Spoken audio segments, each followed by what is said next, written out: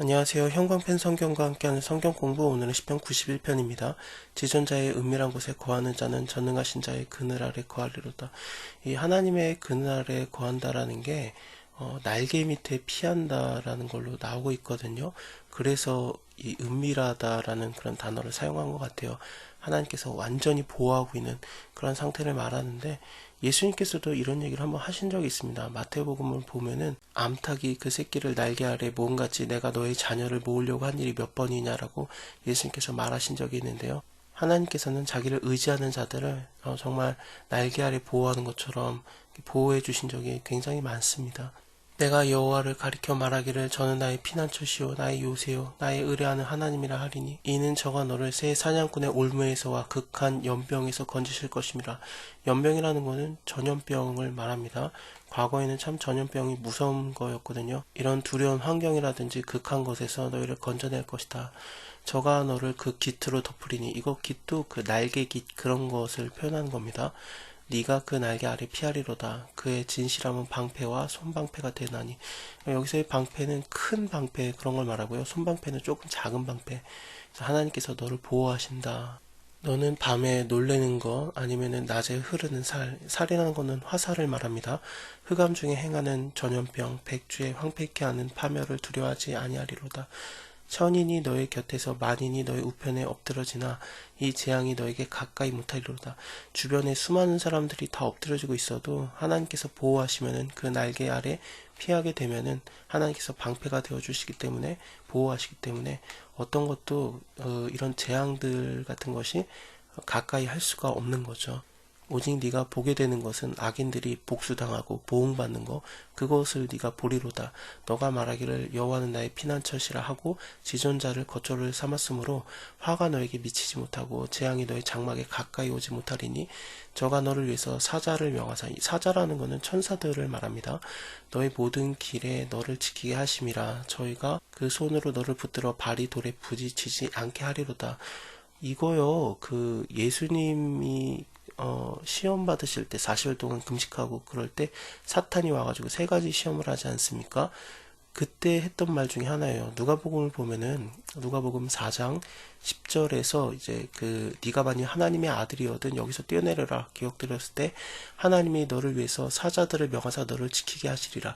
우리가 방금 봤던 구절이죠. 그리고 바로 다음 구절 또한 저희가 손으로 너를 받들어서 네 발이 돌에 부딪히지 않게 하시리라 하였느니라 그러지 않습니까? 사탄이 왜 이 말을 했냐면요. 잠깐 시편으로 다시 올게요. 시편에 보면은 이 말을 한 다음에 다음 구절이 뭐냐면은 네가 사자와 독사를 밟으며 젊은 사자와 뱀을 발로 누르리로다 그러거든요.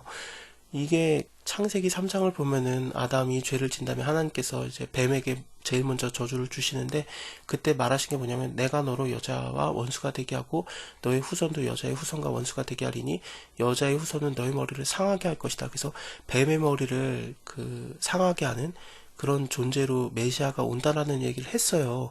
그래서 시편에 독사를 밟는다, 뱀을 발로 누르리로다, 이것이 바로 이어지기 때문에 누가복음에서 사탄이 말하고 싶었던 거 뭐냐면은 이거 다음 구절 알지 않냐, 내 머리를 상하게 한번 해봐라, 그런 거거든요.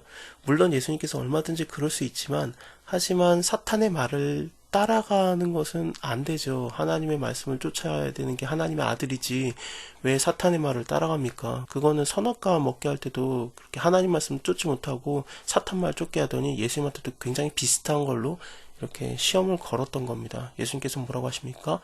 주 너의 하나님을 시험하지 말라라고 말씀하시는데, 그렇습니다. 말씀에 아무리 이런 구절이 있다고 해도 이것을 시험하는 것은 좀 안 되는 거죠. 예전에 봤던 영상 중에 하나인데, 그 대만에 어떤 사람이 좀 예수님을 믿는 사람이긴 한 것 같은데 이런 말씀을 좀 잘못 이해해가지고 사자굴에 들어가가지고, 동물원에 있는 사자 그 우리에 들어가가지고 막 손가락질하면서 사자한테 예수의 이름으로 나를 뭐 물지 말라 막 그러는데 사자가 물었어요.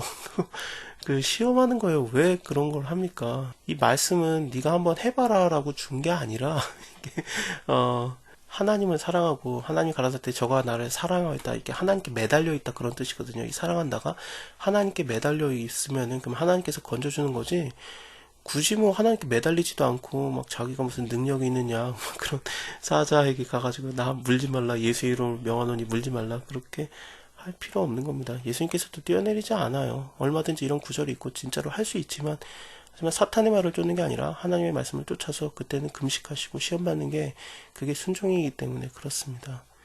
저가 내 이름을 안증 내가 저를 높이리라. 저가 내게 간구하리니 내가 응답하리라. 저희 환난 때에 내가 저와 함께하여서 저를 건지고 영화롭게 하리라. 예수님께서도 하나님을 완전히 사랑하고 매달려서 하나님의 말씀에 완전히 순종했기 때문에 십자가 지시고 죽으신 거거든요. 요한복음에 나오죠. 내가 살 권세 죽을 권세도 있는데 그거 아버지에게 받은 계명이다 그러거든요. 그래서 십자가 지는 거는 하나님께 받은 계명에 순종을 한 겁니다.